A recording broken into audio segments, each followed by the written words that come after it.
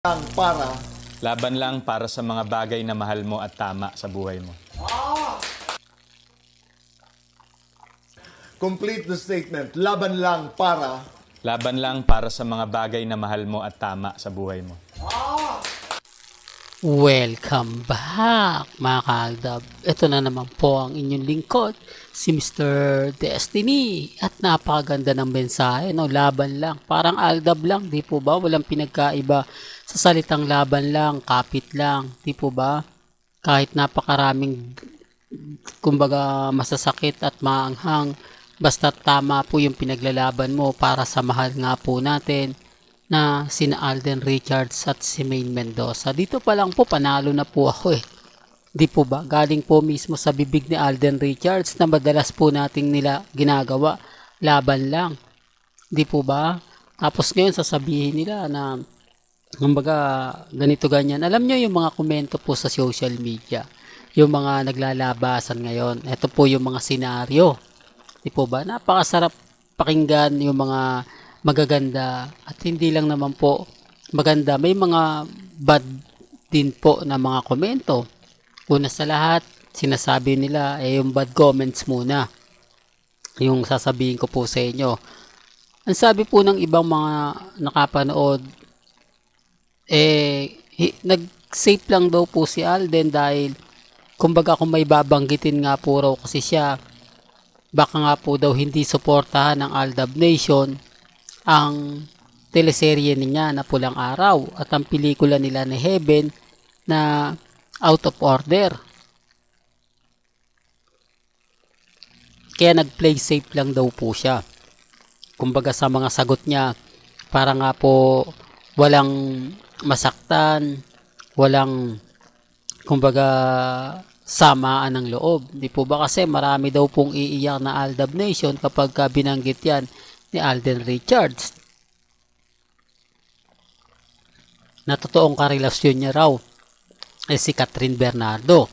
Hindi pa raw ngayon kasi yung tamang panahon na aamin yung dalawa. Meron daw po talagang lugar dyan na yun nga po raw yung pinupunto ni Alden Richards na press con.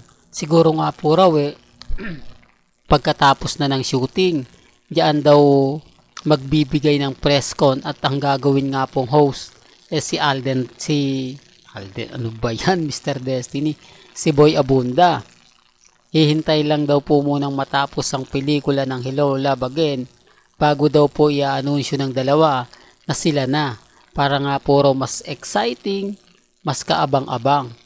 Di po ba? Yan ang mga sinasabi natin mga kaaldab na kumbaga imposible mangyari. Di po ba? Suntok sa buwan. At yung mga ibang komento bago natin yan sagutin, nagsasabi ng iba, nako, ganyan naman si Alden Richards, mahilig yan magpaasa. Kasi kumbaga yung mga delulo, umaasa pa rin daw sa kanya.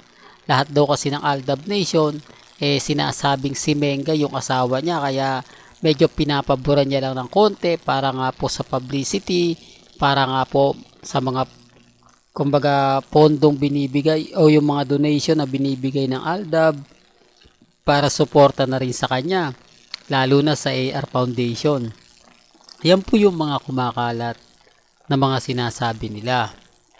Po ba? Halatang halata po na bitter na bitter. Sa bagay, hindi naman po talaga mawawala sa comment section yung mga bagay na ganyan. Pero mas marami pa rin po ang pumapabor sa Aldab Nation.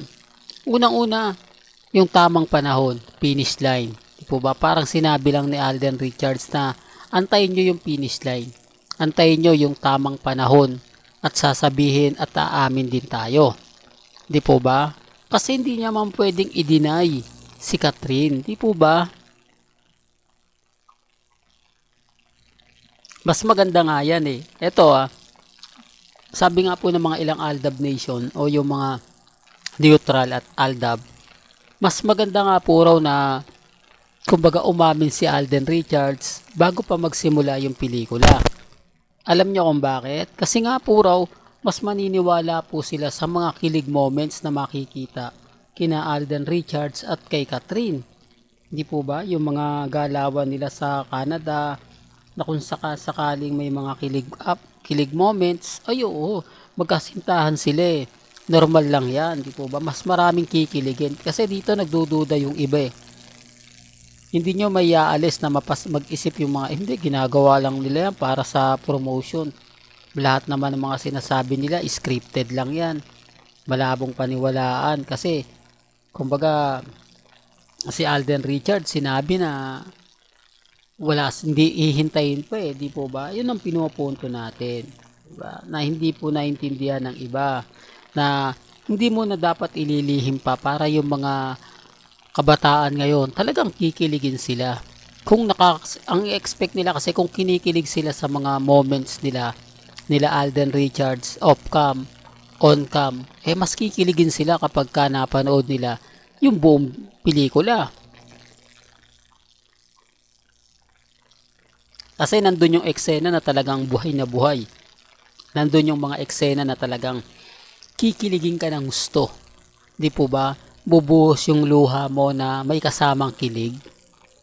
Di po ba? Real talk to. Kaya nga po sabi ko sa inyo, kumbaga kahit anong gawin po nila, komento, sa atin naman po talaga umaayon eh. Sa atin naman po talaga ang kumbaga salitang laban. Di po ba?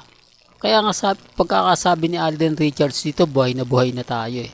Imbis na pumabor po sa kanila, mas pumabor sa Aldab Nation. Sa bagay, mga ka-Aldab, una nga po, binati tayo ni Alden Richards eh. Di po ba? Pangalawa, pinakita niya yung Sparrow sa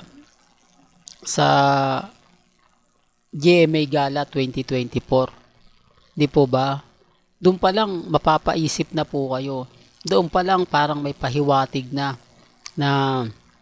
kumbaga si Alden Richards talaga yung masasabi nating panalo. Si Alden Richards talaga yung masasabi natin na wagi pagdating sa mga ganitong bagay. Kaya nga po ko kampante lang po. Di po ba? Lalo na po ngayon na dumating yung point na tama ka Mr. Destiny, ito na yung pinakahihintay natin. At least magpapapress kung si Alden Richards, patunay lang po yan na hindi ordinaryo yung babaeng ipapakilala niya. Patunay lang yan na medyo kilala itong ipapakilala niya. Kasi kung non-showbiz to,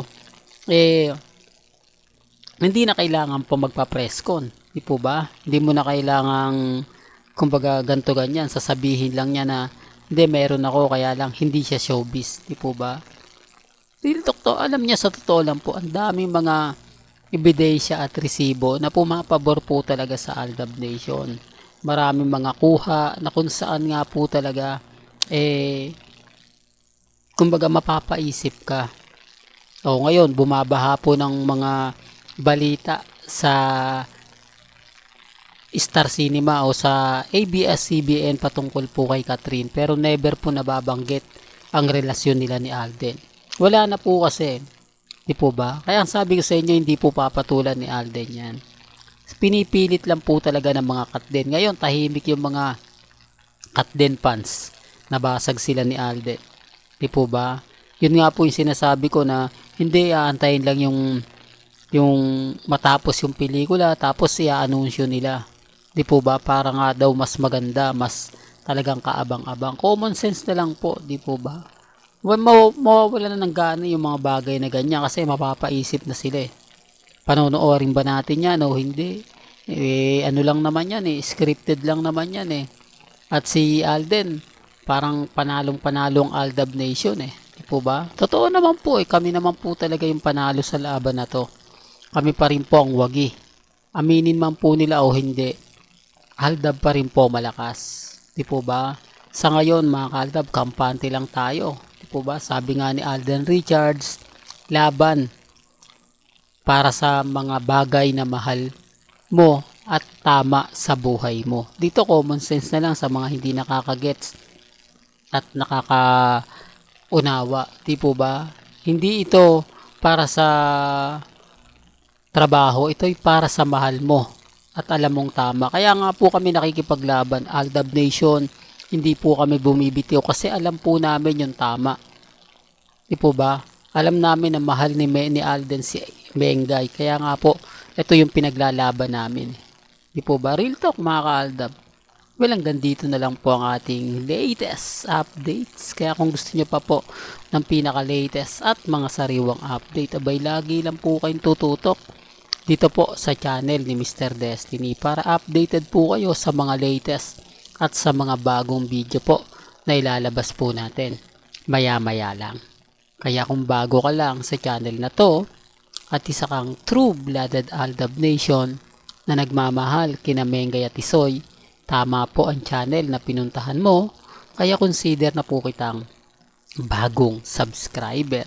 At huwag mong kalimutang i-share ang mga video po natin sa mga mami, sa mga titas, at sa mga senyor. Hanggang sa muli, salamat po sa panonood at pakikinig.